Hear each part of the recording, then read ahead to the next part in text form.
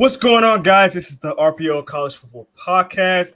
We are back. I'm your home host, Jerome Jones. We got my man, Ray Roberts, in the building. How you doing today, Ray? I'm good, Jerome. How are you? I could be better.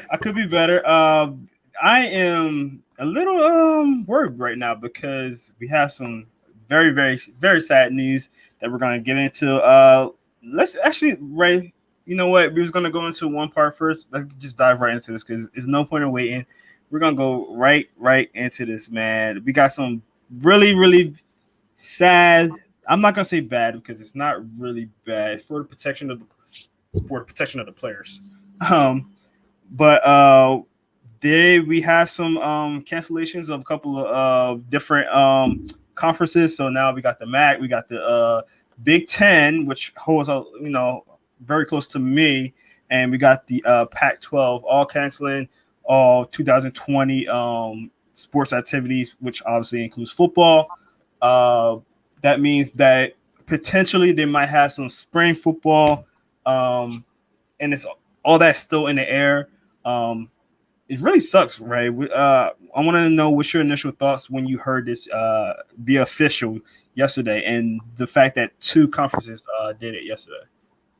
Well, I'm not surprised. I'm a little hurt by it that they're not going to play. I mean, I'm not as much of a fan of the Big Ten as most people are from around here, but I am a fan of the conference.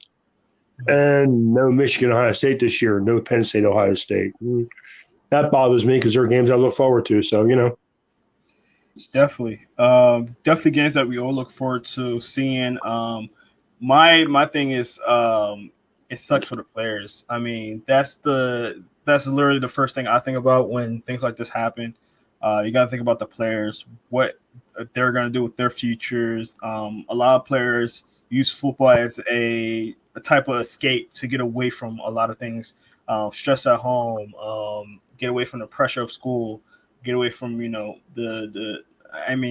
a former athlete myself. Football was very therapeutic for me as well. So the fact that there's players that's not going to be able to do that, and now there's going to be seniors and some juniors that are going to have to make tough decisions on what they're going to do for the upcoming season. Some guys were really looking forward to having their first year starting in their senior seasons, where they was looking to really make an impact on their team, and now they're not going to be able to. We think about all that, Ray. I agree with you. I think that of course the players are the most impacted by this. They guys that are going to be seniors this year, I really feel for them, and it makes this whole draft thing and everything else involved, it makes it more hairy. I mean, guys like Gregory Rousseau and different guys that probably would have liked to have had that senior year of tape on, because if you remember this year time last year, everybody was saying Chase Young is going to be a really good football player, but no one really knew until last year how really special he was, because he was good, but last year he took that last step to become an elite player. And again, some guys are not going to get that shot to prove that this year. And teams are going to have a hard time because they're going to have to go back to their last year's tape now and use that. And again, part of the process is watching these guys develop through the years, and you're not going to see that now. Yeah, and to jump back on your point with Chase Young, there was situations. Well, like you were saying, everybody knew Chase Young was going to be really good, but he was also on that defensive line with Nick Bosa. So the fact that he was on that line with Nick Bosa, you knew, all right, this guy is really good, but since he's on the line with Nick Bosa, will he be as productive without him when everybody have their eyes on him? And he came out and still balled out. So situations like that, like there's little situations here and there where, again, there might be a player that going into the senior season, they didn't really have a good chance because they had somebody in front of them. Now it's their last year, and they're be able to. Here's the difference is that I think Rousseau will go from 10 to 15. Mm-hmm. But again, if he'd had this year and developed even more, I mean, he had 15 sacks last year. If he's as productive as that, or even maybe a little bit more productive, and what Chase Young proved was that he was not only a good pass rusher last year, he could get in the backfield and stop the run. He could do a little bit of everything. Gregory Rousseau, people know he can rush the quarterback. Can he do them other things? Again, now he's not going to really get the chance. He'll be a top 15 pick. Mm-hmm. He may have been a top 5 if he puts another good year of film up there. So we'll see.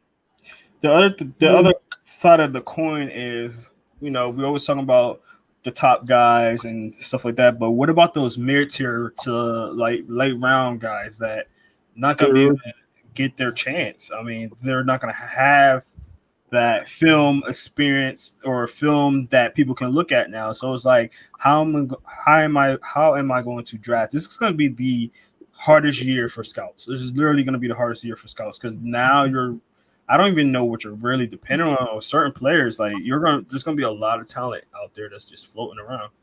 You're going to need to communicate between your scouts and your GM and your coaches and make sure you're all on the same page right now, because you can't, of course, we know the draft is somewhat hit and miss. Mm-hmm. You can hit big in it and just in some rounds, and you can completely miss in some rounds. Yeah. But the teams that usually draft well are the teams that are on the same page between the front office and the coaching staff and the players they bring in. Mm-hmm. You're not going to have that chance this year. Again, you're not going to – and again, we don't know what's going to happen. What happens if we go into this year and the combine has to be delayed and this has to happen? You're not going to be able to put these kids in rooms maybe.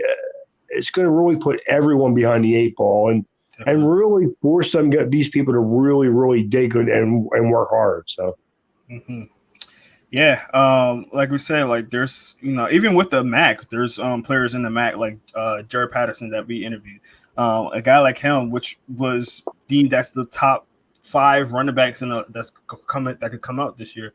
So it's really hard. Like, and it's going to be a very unique situation because.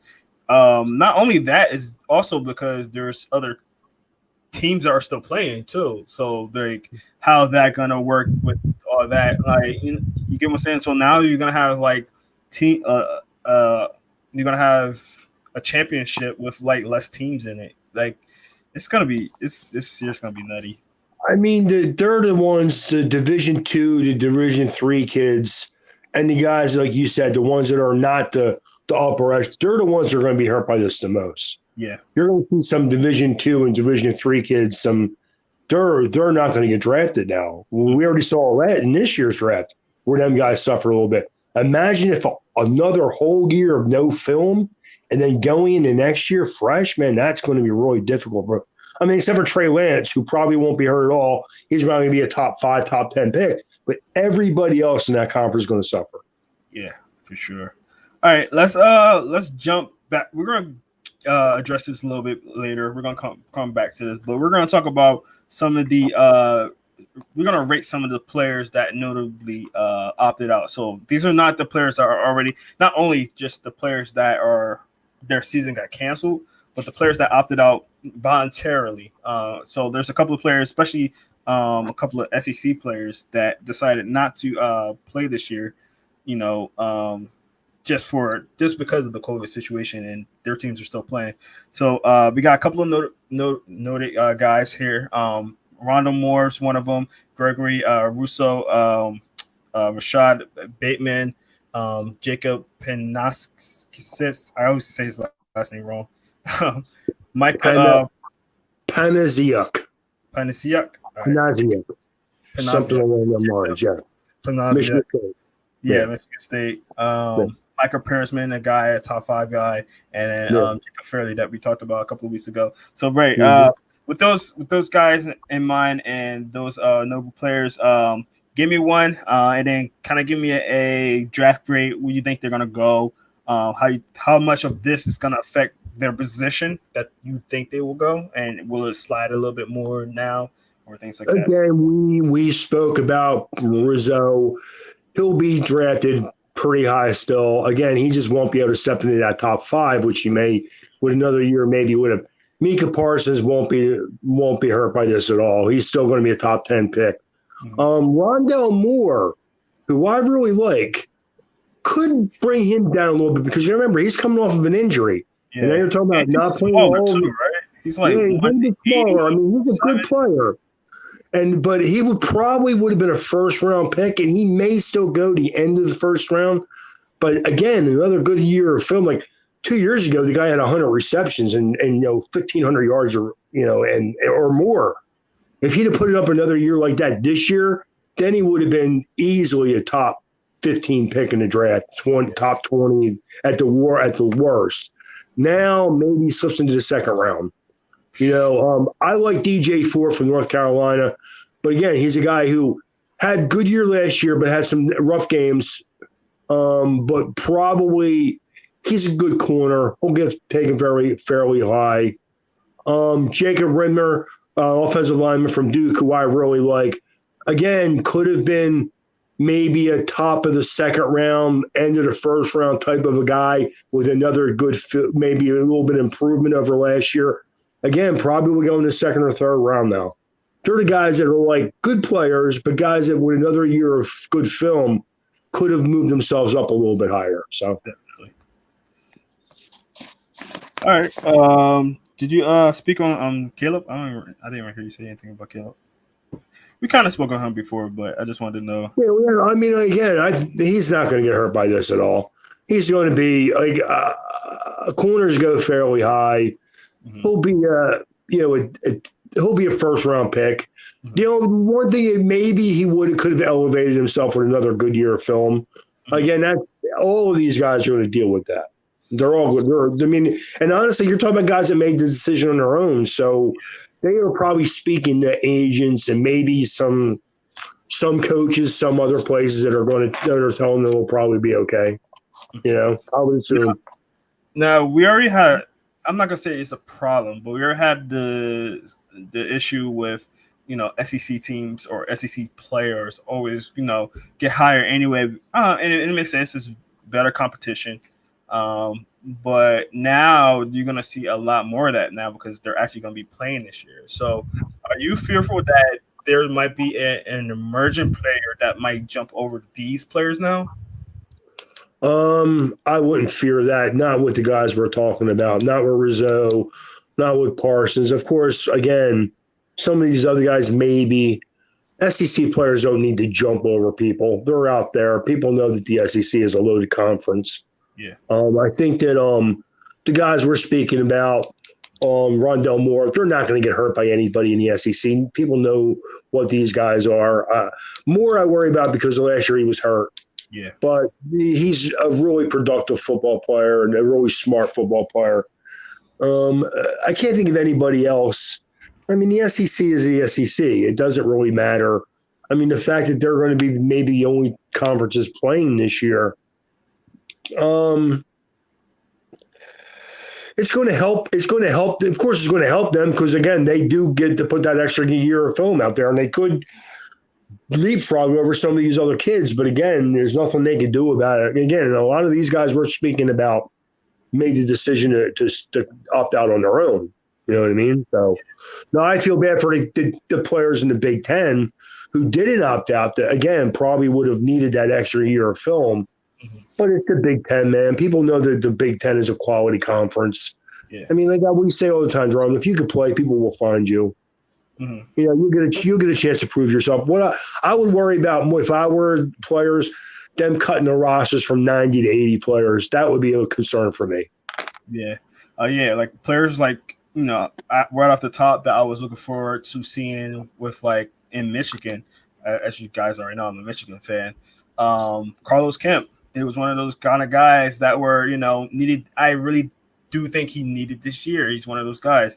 Now they are talking about possibly allowing him to get an extra year of eligibility, but it was nothing been said with NCAA. So the conferences are saying we're going to allow these guys to have, extra year of scholarship, but it all depends on what NCAA it will say. I haven't heard anything from them yet. That's going to be a tough conversation in itself. I think that's all fine and good, man. But these players are concerned about being drafted. If you're telling me that, like, if I go into next year and things are still a little uncertain, I'm entering the draft, man. I'm not playing around with this stuff anymore. Yeah, for sure. All I right, mean, let's it's time to get paid. yeah, Let's be honest about it. yeah, The it's NCAA in the end is only worried about getting paid. Remember that, people, and that's for everyone. that's true. Because I've heard rumors about a super conference now, about the SEC inviting some teams from the Big Ten in. Yeah, They cannot. The NCAA cannot allow that to happen. If they do, they're I complete frauds. Okay, I agree with complete that. and utter frauds. If they open that can of worms, they are complete and utter frauds, okay? And should never put good on anybody about violating any rules because that's against every fabric of every rule, It has okay? to. But I'm not going to get it but I do understand like Ohio State, Penn State, Michigan could go down to the SEC and compete. Mm-hmm. Could they win? Ohio State could even win down there. Mm-hmm. But they can compete down there. But do you really want to do that to the other teams that are in your conference with you? Yeah, and that's the next thing. It's like, all right, let's get into that part, the effects of the rest of the NCAA. Yeah. So with that, and we already kind of got into that segment already. It's just like if you decide to pit them in there, like how unfair would that be for all the other 12 to 18 teams that are not going to be in that and get to play? Like that is like how would you be able to pick and choose what school that you can pick out of there? Because like a team like Wisconsin might be like, hey, wait a minute, we're good enough. Minnesota might be like, hey, we're one of the up and coming teams. What about us? That kind of deal. So like how do you decipher what teams do you pit in there? You can't pit all of them in there. Because it's the NCAA, and we already know what teams. I just told you the teams they would take. Yeah. They would take Ohio State, they would take Penn State, and they would take Michigan. Now, would the other teams squeal enough to make them take a couple more? Possibly, but we know that Ohio State, Michigan, and Penn State will draw revenue. There's no question about it. Oh, yeah. Will Minnesota? Yeah, against certain teams. Will Wisconsin? Absolutely. And are they good enough to compete? Wisconsin's offensive line is one of the best in college football. Mm-hmm. They can compete on a Saturday to Saturday basis with almost anybody in the country. Yeah. Can they win the SEC? No, they can't. But they can compete with a lot of them teams down there. But again, you're talking about a complete money grab. Mm-hmm. You can't be the NCAA and be on your high horse 99% of the time, and then just go out and grab money whenever you can, because that sends a horrible message. Definitely. So we got a comment here. Let's see what this person says. Well, I can't put that in there, but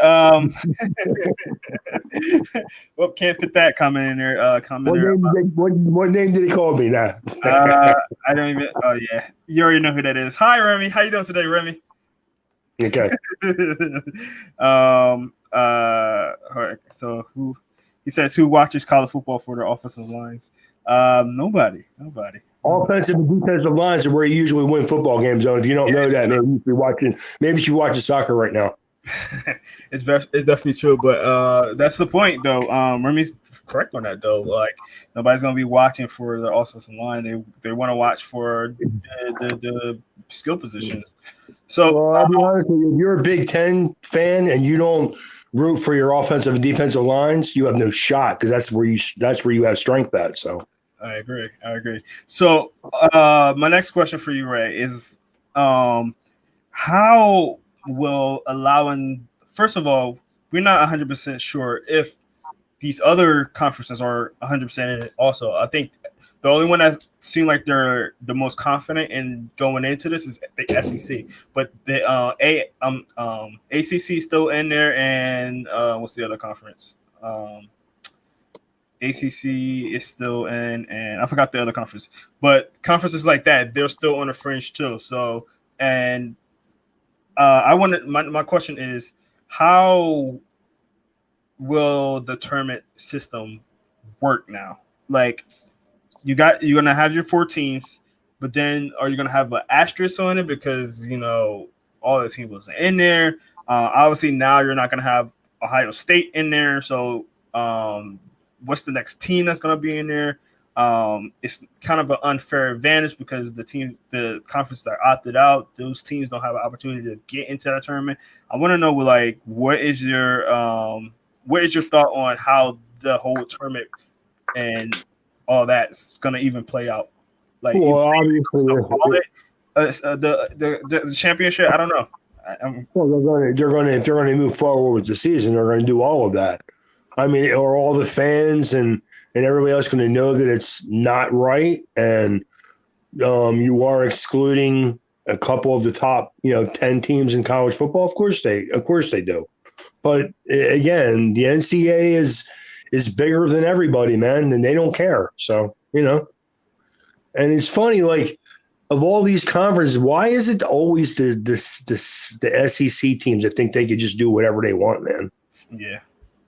And I think they're the big bullies on the block. So I mean, I understand it. Down there, you have I don't want to call anybody rednecks, but you got that mentality somewhat down there, and you think that like the people around here don't think they should wear a mask.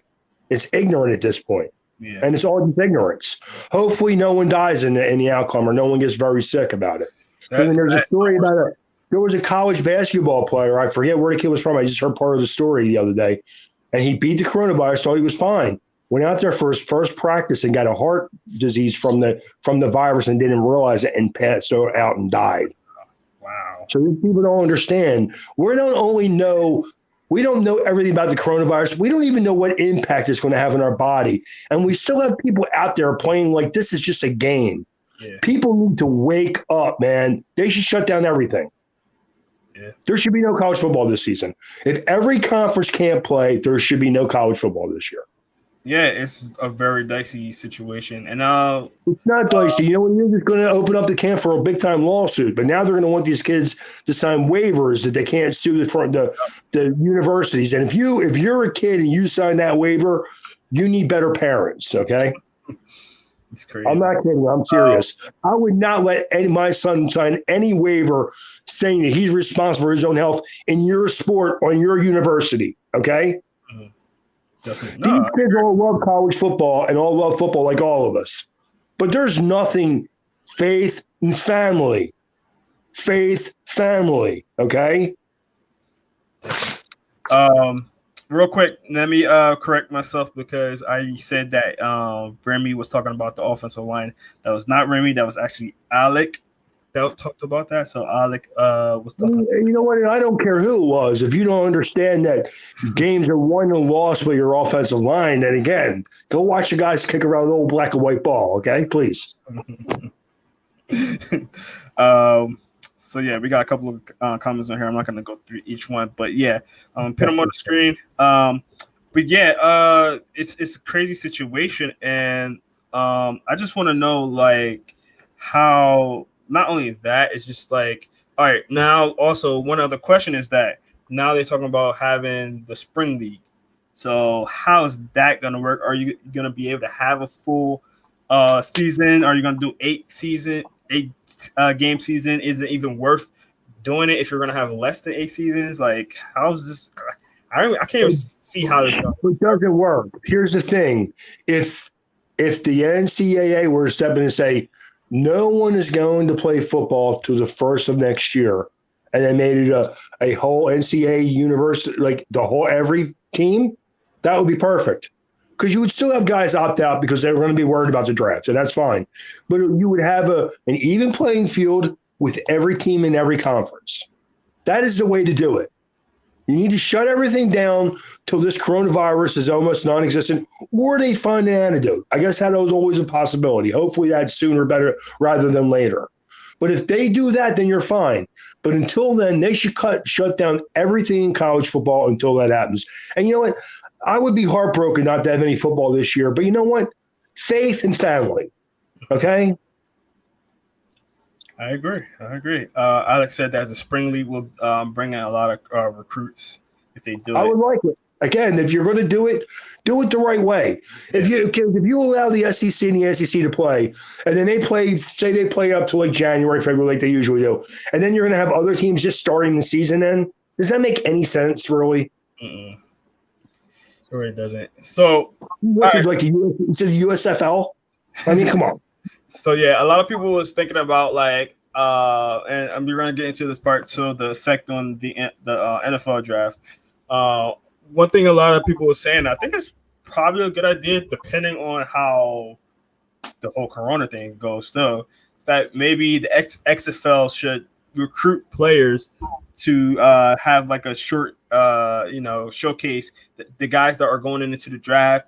A suggestion that I made was maybe the Senior Bowl should have an extra game just to fill out more, a two team, a 14 roster. To bring more players in so they can kind of showcase what they got against each other and things like that. I think little things like that coming up, you think that stuff like that will help at least some of these players in the future? For the way for another league to exist is for them to get involved with the NFL and be like a feeding league for them. I don't think it's going to help any of these kids to try to go and compete at a lower level of not even like, let's face it, some of these USFL, XFL teams are not even as good as college football teams. Yeah. So who are they? What are you proving to who? I mean, nerdy kids are going to suffer. Like last year, even with a whole year of football, some of these lower division kids didn't get drafted like they had previously because teams couldn't interview them. They couldn't talk to them. They couldn't put them on the field and see them do anything. Yeah. And that hurt them now. So now you're talking about a whole season where they don't do any of that. There's nothing you could do that's going to help anybody. That's crazy. It's a shame, but it is what it is. The teams are creatures of habit, man. They go with what works. Yeah. That doesn't work to go out there and see guys competing, because then leagues will tell you that guys that aren't that good are out there worried about showing people. And then you have some guys out there that know they're really good and aren't worried about that because they got good game film. So, Yeah. And I'm always, like I said, I thought it would be a great idea just because, again, these guys that won't have the opportunity gives them at least some kind of looks. When Corona hit, there was nothing that anybody could have did at that point. So you like you said, the lower guys that didn't have an opportunity to do that, get that last little competition, and didn't have that chance. I think that if you do have that, maybe an XFL or an extra Senior Bowl game, or maybe an extra bowl game that they have with the best of the best that comes in from college all play together, kind of get some extra film, especially for players that won't be playing all season long. You still say, oh, this guy's still in shape. This guy can still, do this or do that, or, those kind of things. But I know, Jerome, I know of at least one publication that's already thinking about taking these kids and setting up different things for them to do workouts so they can film them and send them to teams. Yeah. And Remy agrees with that's Remy right there. He agrees with you if you said either all leagues play or none. I just think that's the best way to do it. Yeah. But again, you would need somebody from the NCAA or college football to step in and say, this isn't right. And especially asking certain teams from other conferences to come down here and play with us. Yeah, that's ridiculous. That's crazy. That's probably going to be the worst. That's worse than just letting the SEC play. That is the equivalent of going for a money grab. Mm-hmm. And you're the NCAA, and we all know it's all about money. But that would be like putting it on a billboard across every state in the country. You know what I mean? So definitely. All right, let's talk about the impact on the draft now. Now that the players are not going to be there, or even if they do have that spring league like they're talking about, it's gonna have to have some kind of pushback with the NFL draft. Do you see the NFL moving back? Now, I'm hearing they got flexibility now with this new CBA rule that they can push it back to June, the beginning of June of next year. Do you think that's a possibility with the NFL? It is going to interfere a lot of their scheduling, what they usually do. You think that's something? I think that they would move it back. I don't think they'll go past May, though, to be honest with you. I don't think they'll get into June. I think with how everything worked out this year, that you can see that, it really was a weird season because we had no OTAs, no mini camps, none of that stuff. It was like a really strange thing. Yeah. But I think now that you've had a year of that, as long as you can move, as long as next year people are getting healthy and people are actually getting back to work, to delay the draft to give these kids an extra month or two to get ready for it would probably be something you could do and something you could foresee. Again, but you're talking about a bunch of stubborn guys looking ahead. And, as we know as our government, we don't always do that, Yeah. So the thing I'm concerned with is that, let's say we go into this year, like you said, going into this current season, to 2020 season for the NFL. Rookies not getting a lot of exposure to the game. There's no preseasons. They're going literally straight into the actual games. And let's say we see a lot of these rookies really struggle coming out the gate playing. Would you think that will be like the NFL would be like, hey, last year rookies came in, they really struggled. We really want to just put this on time, so they have that extra time. They have the rookie mini camps and things like that, because they didn't have that this year.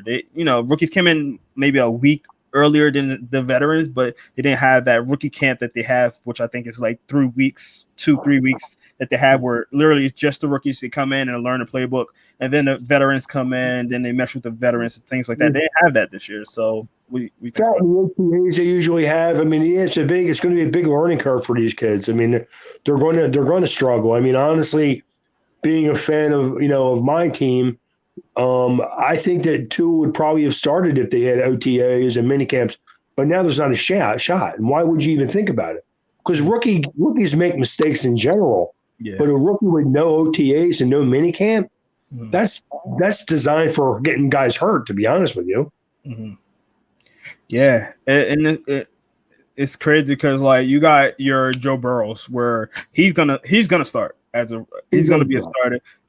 Just like you have no clue what to start him. Yeah, Clyde Edwards, he has to start. He's probably gonna have to start too, just because he Alec is saying he's probably gonna have to start because was Darryl Williams? Damian Williams is not playing. Yeah, so he's not playing this year. Yeah, either he's gonna start or they're probably gonna have to start the other guy, Darien Thompson. So just to have a veteran presence. Doesn't matter. Andy Reid will throw the ball 50 times anyway if he has to. He don't care. He don't care about that. Running backs. Call the spot back. Put him in slots, fine. We'll throw the ball. Yeah. But throw the ball to run anyway, But it's going to be a big learning curve, especially for a quarterback that's coming in. That's insane. Like just thinking about that. Drum, you saw, I think 5 teams, and Miami included, draft offensive linemen in the first round, and they want them kids to start. Are they going to start now protecting the blind side of your franchise quarterbacks? Maybe not. Maybe not. Because I think three offensive linemen that you guys have are going to be like rookies, I believe. Yeah. The whole right side of my offensive line is going to be all new guys. Oh, my goodness. And my left tackle. Oh, my goodness. The good thing is my left tackle won't be protecting the blind side. The other rookie tackle will be. That's why Ryan Fitzpatrick is going to start. There's no question about it. He's going to be a punching bag back there for a little while when these guys get their feet wet. Not like he wasn't last year. It don't matter. Yeah, exactly. Not like he was this year. So, that's crazy. So, one thing I was thinking also, and I highly doubt this happens, but a proposal that I might have is maybe just exclusively for this year. In this upcoming year is one, extending the roster or keeping the roster extended like they are now, that they already have, to get more players their opportunities, especially like going down closer, like maybe have the deadline, like the cut deadline a little bit later in the regular season for next year, just to have more players get more opportunities. Also, maybe extending the draft exclusively for this year. So I'm thinking maybe have like a 9th round, like 8th round or 9th round, just to get more players in. I mean, maybe it won't matter too much because like you do have undrafted free agency, but you at least have players. What you could do is extend the draft to like May, the middle to the end of May, and then maybe make the supplemental draft a little bit more. There you go. Team friendly. Yeah. Where you don't have to. Where if you pick a guy in the first round, you don't have to give up a first round pick the next year. Yeah. Maybe you do something like that if you want to keep if you want to do what's best for the kids. And everybody talks about the players, and the players are people watch football to watch the players. Correct. The coaches are personalities, especially in college football. Mm-hmm. Personnel in college football, it's the coach. They're the face of the team. The coaches don't change. It's the players that change. But people are still watching football to watch players play. So if you can make it better for the players, isn't that what it is about? Like, we all understand they're all making good money and blah, blah, blah. But there are some guys that aren't making great money. They're just trying to get their feet in the door. For those guys, maybe bend the rules a little bit. And there's nothing, and honestly, like especially for the hardcore fans, there's nothing better than seeing your team grab an undrafted free agent and he just emerges and come out. Like you got your Wes Welkers, the Doug Baldwins, there's countless number of undrafted free agents that emerge. There's nobody that's going to convince me that if they would have been a little bit more lenient with the supplemental draft this past year, then more kids wouldn't have entered the draft.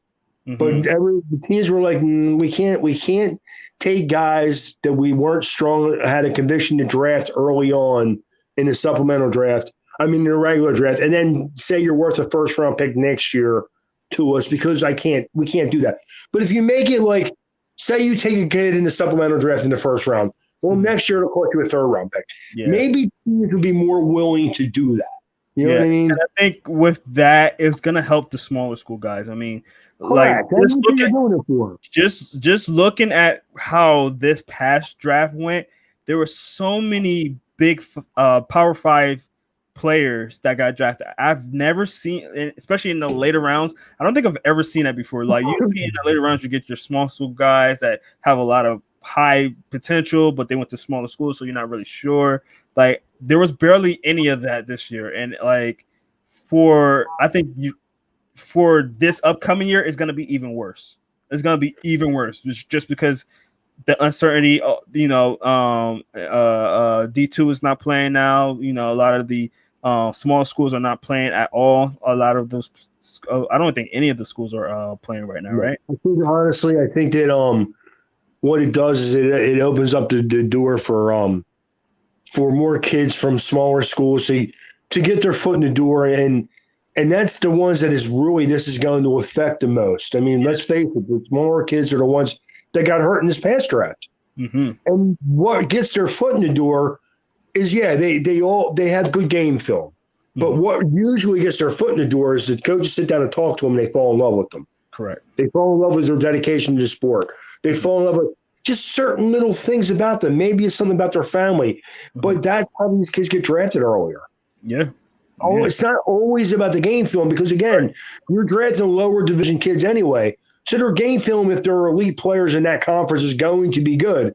What separates them is this guy is really committed to football, or there's something about his attitude or his personality that I think works for our team. And then they draft him, or they pick them up, whichever they do.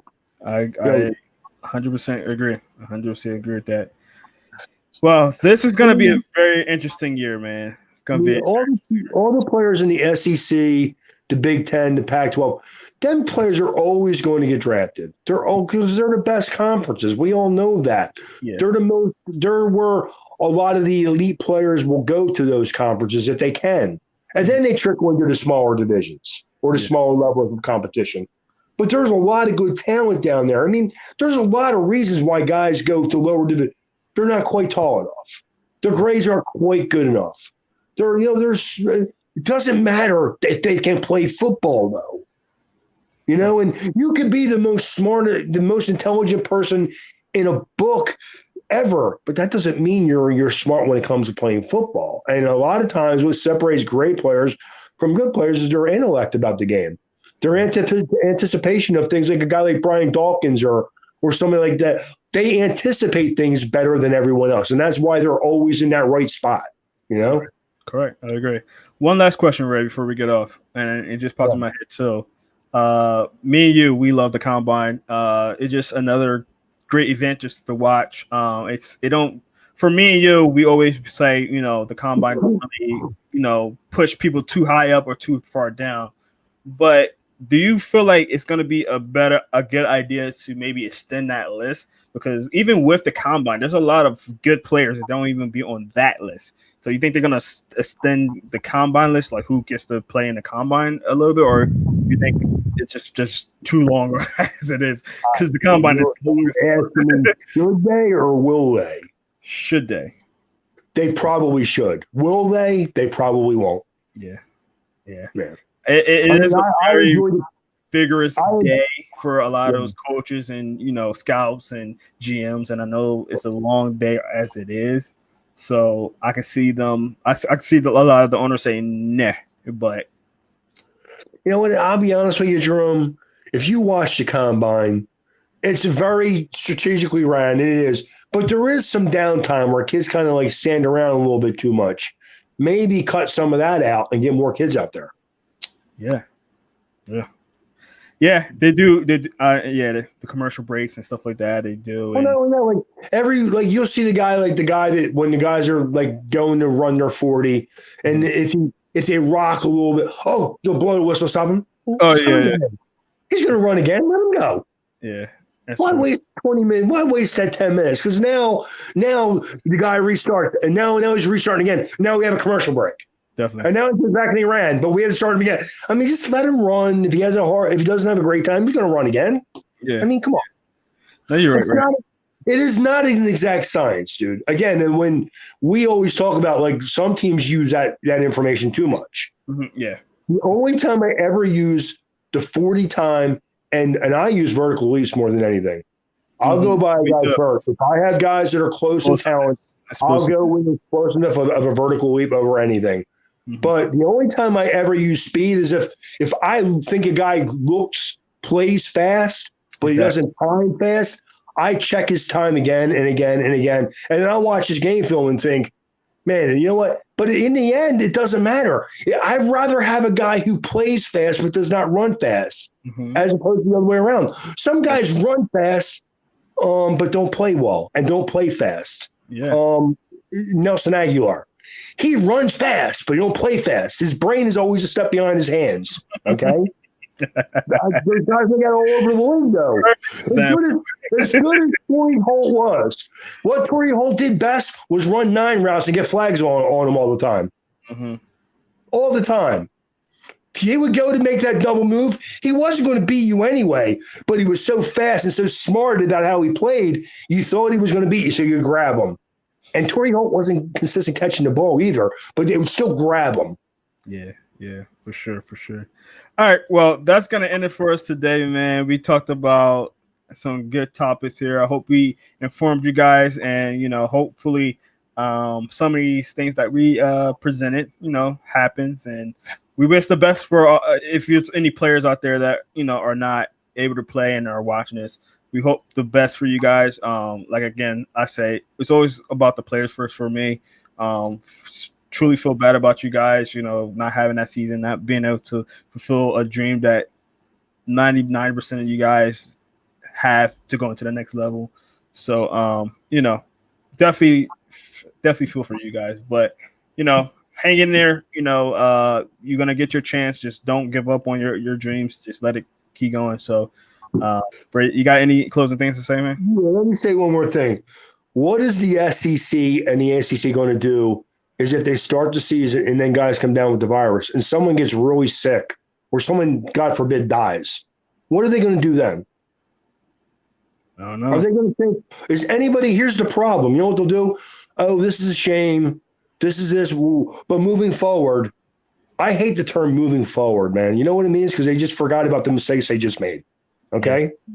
And it annoys the heck out of me. It really does. Because anytime I move forward and there's no end result, it just means you're trying to hide something from me. Okay? Definitely, man. So we'll see how college football goes, man.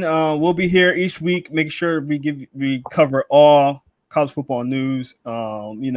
This year is going to be a little bit different for us, but we're going to keep pushing just like the players should do. So please make sure you check us out each Wednesday right here on Facebook, YouTube, and Twitter at 7:00 each week. We do college football. We also have a fantasy football podcast that just ended yesterday at 7:00. So make sure you check them out. There's some good guys. They talk some good fantasy football as well. Also, check out the Air It Out podcast. That's the pro football podcast. They'll be on tomorrow at 6:00. check them out. These guys are great. They're funny. Make sure you check that out. It's a very entertaining group right there as well.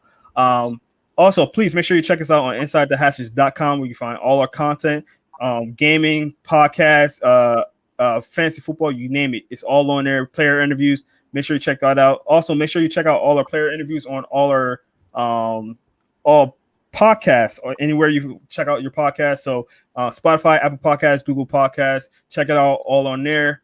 Make sure you listen to that because that does support us, and we appreciate you just going in there and listening. You don't have to buy anything or subscribe to anything. It's literally free for you. So all you have to do is listen, and it supports Inside the Hashes. We got a lot of good stuff coming up, so make sure you stay locked with Inside the Hashes.